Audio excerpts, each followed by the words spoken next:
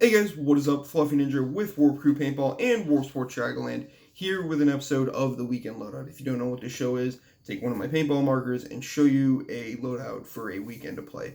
I said my markers. This one is not technically mine, to be fair. It was mine, and then it wasn't. But, so for this week, I have the Geo 3.5 in black and purple. This is Krista's Geo 3.5. I have my R2 loader up top, and I have my 6845 Empire tank with my Immortal Air Reg and my Eclipse tank cover on. So that kind of goes together with Planet Eclipse. I think that's kind of cool. And yeah, this is just overall a very solid loadout. I mean, with the 160R coming out, which is basically, I would say on par with the Geo 3.5. Just my 2 cents. I believe those guns are very similar.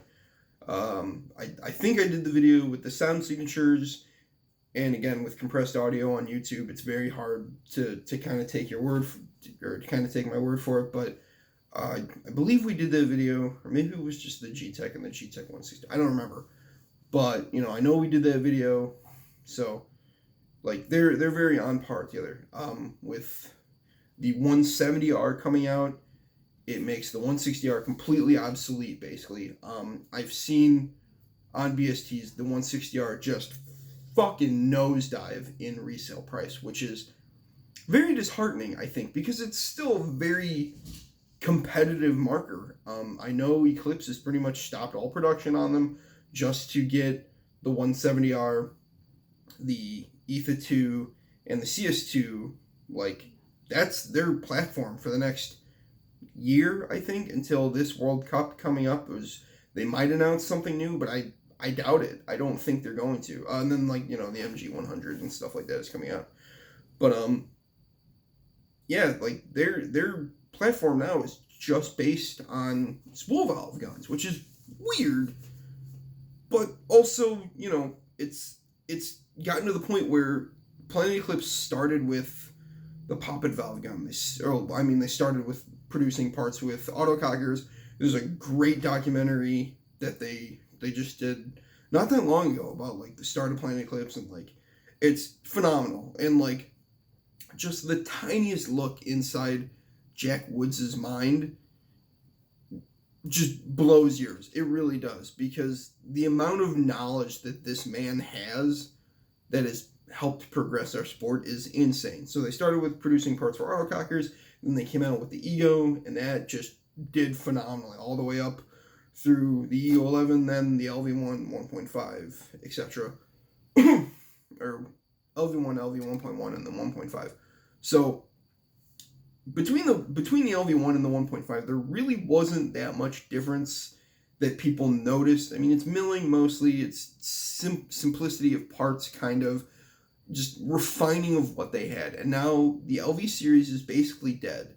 We're all hoping for an LV2. We're hoping for the removal of the gas through grip on the LV1s. We were all hoping that, honestly, but that's not going to happen. Oh, I totally forgot. I think Eclipse is still keeping the E-Tech 5. I think they're still keeping it. I would love to see a mechanical kit for the E-Tech 5. I think that would be phenomenal. I don't know why nobody's done it. I think a mechanical poppet valve gun with how efficient the E-Tech 5 is. I mean, granted, it's on par with the G-Tech and the 160R and the G-Mech and the E-Mech. Like, I think it would just look cool to have a mechanical version of that, but that's just me. Or have, you know, the new E-Tech 6R, whatever, and it's basically the 170R platform, but in a poppet valve. But again, it doesn't matter because their spool valves are so efficient that it doesn't matter. Like, there's no comparison except for what you like better. Do you like poppet or do you like spool valve better? I personally prefer poppet guns, but as of right now, I don't have one. I have all spool valve guns, including the CVO. That's actually, yeah, that's what both of us have. She's got the the 3.5, the CVO, and then her Shocker XLS. Those are all just spool valve guns. It's pretty much all we shoot. I love poppet valve guns. I just prefer the shot of a poppet valve gun. Hopefully one of my next guns will either be the JT Impulse that got produced at like $1,000 something was the sale point, and now it's down to like 400. Even though they're still amazing guns, they compete with the Eagle 11 phenomenally. I think they're just as good as the Eagle 11 when that came out. So I wouldn't mind having one. A&S Gear still has them for $400, and I would, hopefully by the time that I can afford one, the price drops a little bit more. But whatever. But anyway, so Eclipse is now just like CS2 is their biggest platform. The 170R is their newest platform. The EFIT 2, like, again, all these guns run off a version of the Gamma Core, with the CS2 using the Gamma Core Pro. So I don't know why they went this direction. Like, maybe it's just cheaper to produce it's cheaper to produce guns that are spool valve, maybe. I don't know. It's kind of a weird thing. I don't have insight to the industry. I have friends that do, but they're not allowed to tell me shit most of the time, just because. Like I had to beg Corey from Seattle Thunder for new parts for the XLSs when they came out, because we had some of the first production runs and the latch like wore out, so we got sent the new ones to test. And I was like, yeah, fuck it. I was like, I'm like, well, I'm hoping for a gun to test out, but that I don't have that notoriety. I don't have the ability to be like, hey, let me get a gun real quick, like a lot of the bigger YouTube channels or whatever. They get first dibs. They get to go to a lot of the events and stuff like that. Like Lone Wolf Paintball, they get to go to the extravaganza, because they're a field and a store, so they get to go, and then they get to meet all the people. And if you go to extravaganza, you get first dibs on pre-orders, which is awesome. And I would love to do it. I've been trying to do it for Warp for the last couple years, and I just never had the money to do so, unfortunately. But, I would love to be in the position where companies contact me and they're like, hey, we have a new gun coming out. We'll send it to you. You do a video on it. Send it back.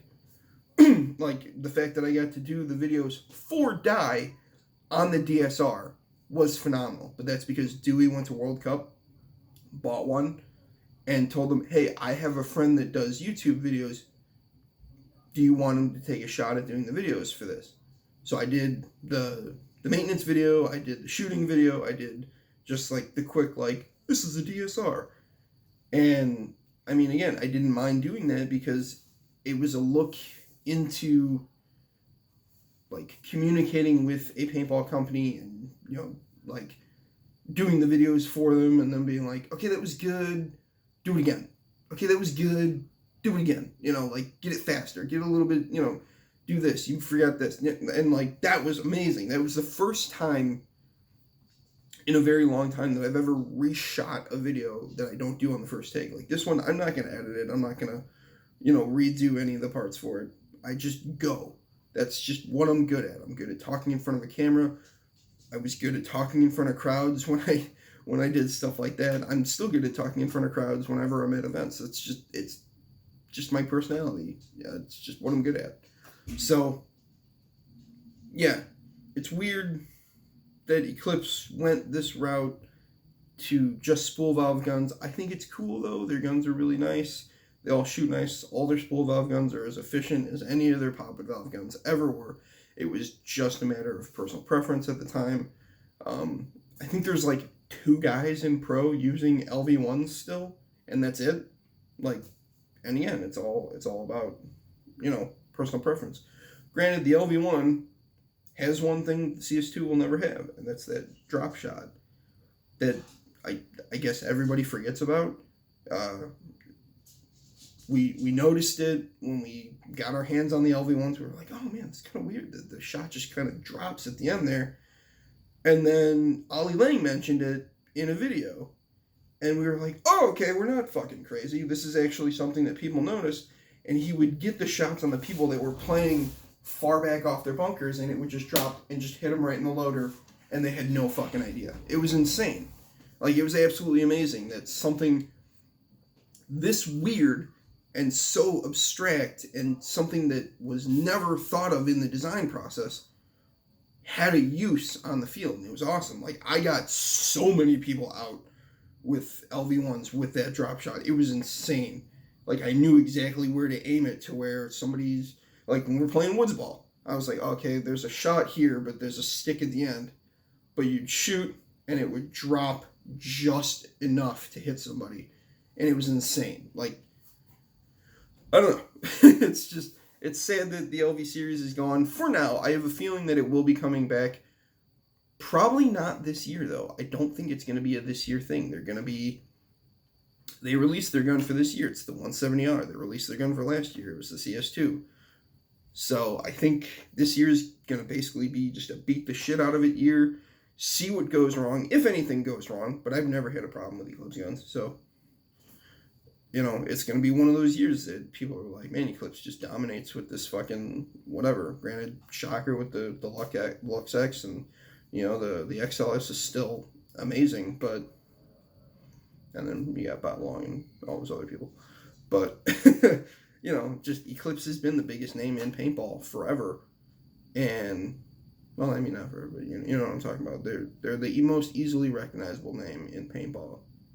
End of story. When you say Planet Eclipse, a few things come to mind, which is winning teams, fucking outstanding quality, and just shit that works.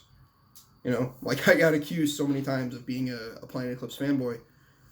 Yeah, because their fucking shit works, so of course I'm going to be a fan of their stuff. If it works and I don't have to deal with it, you know, trying to fix it every 10 goddamn minutes, like I've had to do with a lot of guns, damn. You know, of course I'm going to talk good about it. That's just how I am.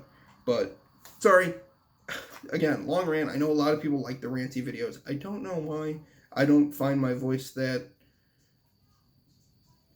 I don't know, encompassing, sure. But, yeah. So this weekend loadout, GL 3.5, 6845, and the Die R2. You know, I think I thought of this because I just watched the Skeleton Squad video on PB Nation. Check that video out. It was pretty cool. If I was going to buy a CS2, it would be one of the skull cap ones for Infamous. Like, watch that video. Infamous has always been a really cool team. I've got to play with them, get to practice with them. So that was awesome, like, back in the day. But, you know, they shoot Eclipse guns, they have die rotors. I think they have first strike tanks. I don't know. They're going to find out those don't do it so well pretty soon. But, you know, just watching that video, I was kind of like, I have some of those things. I'll put them together. So, there you go. Thank you guys very much for watching, and I'll catch you in the next video.